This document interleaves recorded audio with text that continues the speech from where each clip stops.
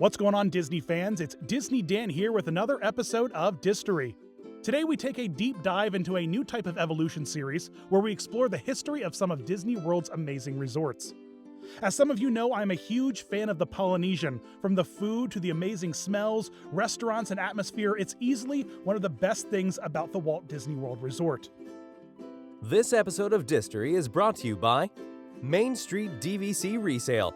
See how easy it is to sell your DVC commission-free. Stay tuned after the episode for more information on Main Street DVC Resale. For those of you who don't know, the Polynesian captures the essence of the South Seas and invites you to have a relaxing stay at a paradise not far away from the Magic Kingdom. It was one of the two original hotels on property and still holds the same South Seas charm as it did all the way back in the early 1970s. However, the hotel has evolved a lot over its nearly 50 years of existence. So let's take a look at how the Polynesian came to be and how it evolved into the amazing hotel that it is today. In 1969, Disney announced 5 themed hotels to be built around the Bay Lake and Seven Seas Lagoon. 2 hotels, the Polynesian Village Resort and the Contemporary Resort, were to be opened with the main Disney World Resort as a whole on October 1st, 1971. Early concept art for the Polynesian Village Resort showed a 12-story tall tower that more resembled a deluxe Hawaiian resort that had a simple village lifestyle of the South Seas. As construction began, Imagineering teams switched the layout of the resort to be more like a village with separate buildings and one great ceremonial house that would act as the lobby. Construction started in February of 1971, 8 months before the opening of the main resort. This forced the construction crews to work faster to build the Polynesian Village. The Polynesian Village Resort opened on October 1st, 1971, with the rest of the Walt Disney Resort. Along with the Contemporary, both of these resorts were linked to the Magic Kingdom on a monorail loop. The resort opened with 492 rooms and 8 different longhouses. Along with the longhouses, the lobby, otherwise known as the Great Ceremonial Hall, was in the center of the resort and was home to the original restaurants and shops. The Great Ceremonial Hall was also home to the check-in and check-out, guest services, and featured a giant waterfall surrounded by exotic foliage as the centerpiece to the lobby. The resort was also home to a pool, a marina, and a putting green. When the resort first opened, all the luau's were held down on the beach, but less than a year later, the Luau Cove opened and became the permanent location for all the future luau's. The original shops at the Polynesian were the Polynesian Princess, a woman's store, Robin Crusoe Esquire, a men's store, Trader Jack's Grog Hut, a snack store, and the Village Gifts and Sundries, the gift shop, obviously. The original babysitting service, the Mouseketeer Club, featured a full nursery as well as music, arts, and crafts. The original restaurants were the Pepiti Bay Veranda, Coral Island Coffee Shop, South Seas Room, and the Tambu Lounge. The Pepiti Bay Veranda, located where Ohana is now, was a popular buffet-style meal that would eventually have a stage with authentic Polynesian performances. Coral Isle was located where the Kona Cafe is now and was similar in style to the current Kona Cafe's menu. It was a popular spot to have a nice meal or grab a quick cup of coffee. The South Seas Room was located on the south side of what is now the Boutique, in a space that is no longer used for food services. And the Tambu Lounge still lies in its original location on the second floor of the lobby next to Ohana, having gone under minimal changes throughout its history. In 1972, the Eastern Wind ship, a Chinese junk ship, debuted at the Polynesian. The Eastern Winds acted as a cocktail lounge at sea, offering an hour-and-a-half cruise intended for adults over the Seven Seas Lagoon. The Oahu, later called the Tokelau Longhouse, was added in 1978, as well as the Eastern Pool that is still around today. This new longhouse added more rooms to the hotel, expanding its overall capacity to fit its popularity. Along with the new pool, another building was added in 1978 that would become the home of the Snack Aisle, a quick-service food offering, and Moana Mickey's Fun Hut, the hotel's first arcade. The 1980s would bring lots of changes to the resort, from updates to the room design giving the hotel a new modern feel, to 2 new longhouses to once again increase the hotel's capacity. In 1985, the Tahiti, then Moorea, and the Rapa Nui, then Pago Pago, were opened, expanding the overall room count to the massively popular resort. Then, this same year, Disney's Polynesian Village Resort changed its name to the Disney's Polynesian Resort.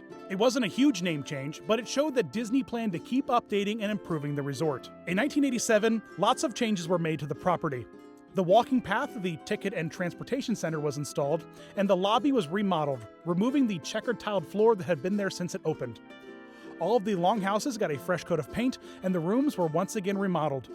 The new store, Outriggers Cove, opened on the first floor of the Great Ceremonial Hall, and many stores changed locations. Robinson Crusoe Esquire was moved to where the Polynesian Princess was, and had the name changed to Crusoe and Son.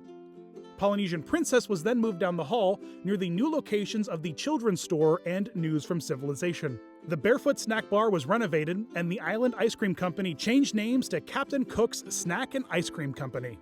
In 1988, the original babysitting service, the Mouseketeer Club, was replaced with the Neverland Club, which was a multi-room babysitting service themed around the Peter Pan film.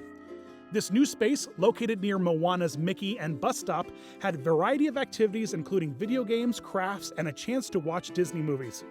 It was clearly a step above its predecessor in terms of options for activities. Like the previous decades, the 1990s would be a time of change and progress for the Polynesian. During this decade, rooms would be redone, restaurants would close, and other changes would be made, but the resort would persist in bringing the same South Seas charm that it had since opening. As a sign of this new progress, the rooms changed their style once again in 1991. These designs would sway from the previous styles that had been used. Instead of the rooms feeling designed by the decade they came in, the 1970s, the rooms rather felt designed with a timeless Polynesian aesthetic. Fittingly, these Polynesian-style rooms would stay in the suites until 2005, almost 15 years later. The 90s saw its first Polynesian revamp victim in the Pupepepets Bay Veranda restaurant. The restaurant had been very popular, but over time, even popular restaurants began to feel outdated. In 1993, the Sunday brunch meal, which had been somewhat popular, was discontinued. A year later, in 1994, the show performed along with the dinner had its final performance, leaving the dinner show without a show. In 1995, after a shift of management, the Pupepepets Bay restaurant closed to make way for Ohana. And as sad as it is to see this fan favorite go, we can't complain because most people would agree that Ohana is pretty great. In the following year, 1996, 2 more restaurants would be closed to make way for new experiences.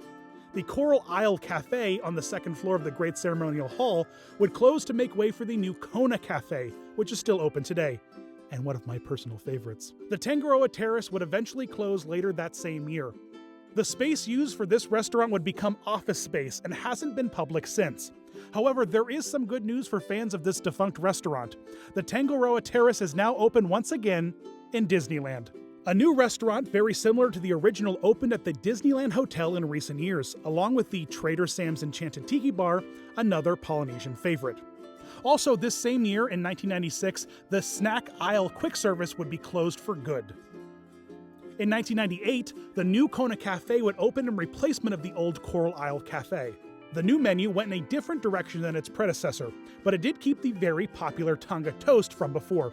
The Kona Cafe is still around today, but it's always featuring new menu items. And as you know, it's one of Daniel's favorite places to go for Tonga toast and the Loco Moco. Loco Moco? Nate in the booth says We're eating there tomorrow. Birthday breakfast. This is staying in the video. On October 28, 1999, all of the longhouses around the resort were renamed to what they are today. For a decade with so much turnover around the resort, it is only fitting that the decade ended with every single building changing names. Here's a list of all the names that changed in 1999. With the new millennium, the Polynesian would finally get the new pool it deserved. The old volcano pool, which had been there for the hotel's history, closed in 2000, and construction started on the new Nanea Volcano pool. In order to build this new pool, the old playground was removed and the entire pool area had to be dug up. During construction, the majority of the center of the resort was off limits. The new pool opened in 2001 with a new pool bar and a new slide that went through the centerpiece volcano, which would occasionally erupt every few minutes. In 2003, the show at the Luau Cove was replaced with an all-new performance. Throughout the first few years of this decade, many of the longhouses, gardens, and pathways were refurbished around the resort, but the rooms, which hadn't been updated since 1996, were due for a change. In 2005, the rooms would get this change. The style stuck with the same Polynesian aesthetic as the previous rooms, but updated all the furniture, lighting, and bedding. 2005 would also see the closing of many of the old stores to be replaced with new ones, similar to the way the restaurants had been back in the 90s. All of the stores on the first floor of the Great Ceremonial House, including News from Civilization, Polynesian Princess, Robinson Crusoe Esquire, and Kanaka Kids, which had all been open since the 70s, were closed. The stores in the back of the lobby were replaced by an expanded Captain Cook's and a new location for the arcade, in a space that is now the Trader Sam's Bar. The Wyland Galleries had previously shared a side of the Polynesian with the South Seas dining room, which had recently closed to make way for the new boutique store. When construction on this new store started, the Wyland Galleries would move locations to the former home of News from Civilization, which in its final years had been renamed News from Polynesia. The new boutique store would open in the main part of the Great Ceremonial Hall across from the front desk. Also in 2005, the characters at Ohana would change. When the restaurant first opened, the characters were Mickey, Pluto, Goofy, Chip, and Dale. In 2005, Goofy, Chip, and Dale were replaced by Lilo and Stitch. In 2006, the expansion of Captain Cook's began. In order to prevent the Polynesian from being without a quick-service restaurant, Captain Cook's was temporarily moved to a new location. By the end of 2006, Captain Cook's was open once again back in its original location with an expanded seating and new menu. Throughout the rest of the decade, the Polynesian would only receive minor changes. The rooms would occasionally be slightly updated, menus would get new items, and the lobby would receive new furniture. No major announcements or changes would be made until 2011. In 2011, construction started on a major refurbishment of the East Pool. This would be the first major renovation since the 1970s, and mark the beginning of a major overhaul coming to the Polynesian in the coming years. The renovated pool would open not long after. 2014 was a big year for the Polynesian. Disney announced a major refurbishment of the lobby, as well as a rename of the resort back to its original name, Disney's Polynesian Village Resort. The new lobby overhaul would add a new pineapple lanai food window that would serve the popular Dole Whip from Magic Kingdom's Adventureland. This new window would go in place of the Wyland Galleries, so the galleries closed in early 2014. Also in 2014, Moana Mickey's Arcade would close to make way for Trader Sam's Grog Grotto, Disney Dan's personal favorite, which was a new location of Trader Sam's Enchanted Tiki Bar, which was an extremely popular attraction in California's Disneyland. From this point forward, the Polynesian would no longer have an arcade. Captain Cook's, the popular quick-service restaurant, would close in 2014 for major refurbishment. The two upstairs stores, Trader Jack's and Samoa Snacks, would also be refurbed and renamed into the Moana Mercantile. It was also announced that the Neverland Club, which had been the babysitting club since 1988, was being replaced by a new service called Club Disney, which later became Lilo's Playhouse. Also in 2014, the Nanea Volcano Pool would close once again for another extensive refurbishment that would redo the volcano, slide, and add a soak and splash area for little kids. The pool would not open for another year after construction started. The most notable and controversial change to this refurbishment was the removal of the waterfall as the centerpiece of the lobby. The Polynesian waterfall had been the lobby's centerpiece since it opened in 1971. Because of this, many people got very upset when Disney announced that they would be removing the fountain to add more seating and to make it easier to get around the lobby. A smaller fountain with the Polynesian Tiki mascot would be added in the center as a replacement. Many people even signed petitions for Disney to keep the fountain, claiming that the fountain was the main reason they stayed at the Polynesian. Still, by the end of 2014, the fountain was gone and a new smaller one stood in its place.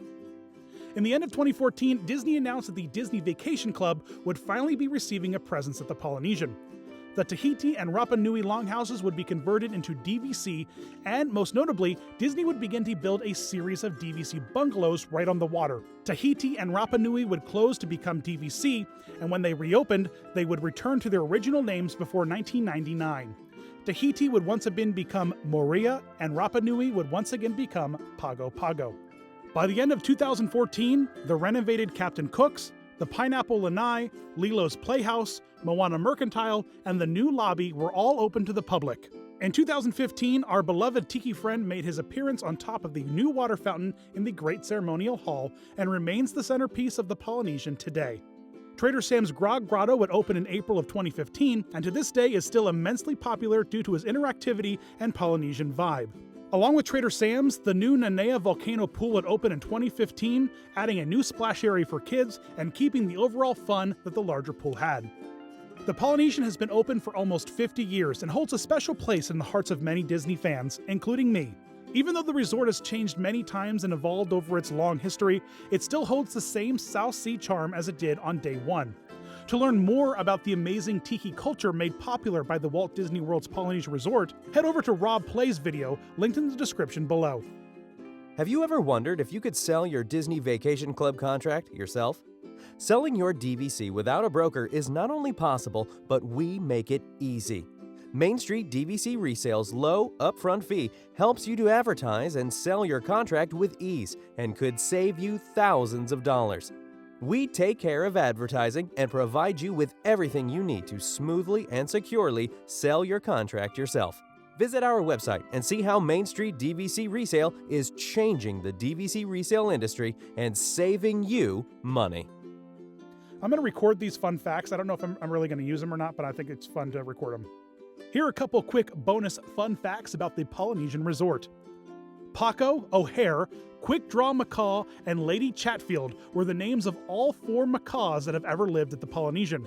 On December 29, 1974, the Beatles officially broke up inside a room at the Polynesian, which blows my mind. The papers were signed inside the longhouse known as Hawaii at the time, but now known as Samoa. When the resort opened, there was a wave machine in the Seven Seas Lagoon that produced waves to add the South Seas atmosphere. Disney noticed quickly that the machine caused massive beach erosion and shut it down not long after. In 1985, the machine was tried one more time with the same exact result, and it was dismantled soon after. In 1997, the Kukulia tree was planted behind the Great Ceremonial House, and with it, a time capsule was buried. During the construction of the pools in the same area, Imagineers were very careful not to affect the tree or the time capsule. As always, folks, thanks for watching this latest episode of DIStory, while we take a look at one of my favorite resorts, the Polynesian. A huge thanks to Main Street DVC Resale for sponsoring this video. This is a really awesome option. They're really, really great people, and they just want to save you money and make the whole process really, really smooth. So I definitely recommend it. Please subscribe to our channel if you haven't already. Leave me a comment below to let me know if you have stayed at the Polynesian or if you've at least eaten there, checked out the character breakfast at the Ohana. I want to know what you think about the Polynesian and what some of your favorite memories are. Like this video, comment, subscribe, do all those things. And as always, guys, you rock. Thanks, folks, for watching Disney Dan. And if you're new to the channel, make sure you subscribe. All the magic is just a few clicks away. Plus, find Dan on Facebook, Twitter, and Instagram, and say hello. Oh, see you real soon.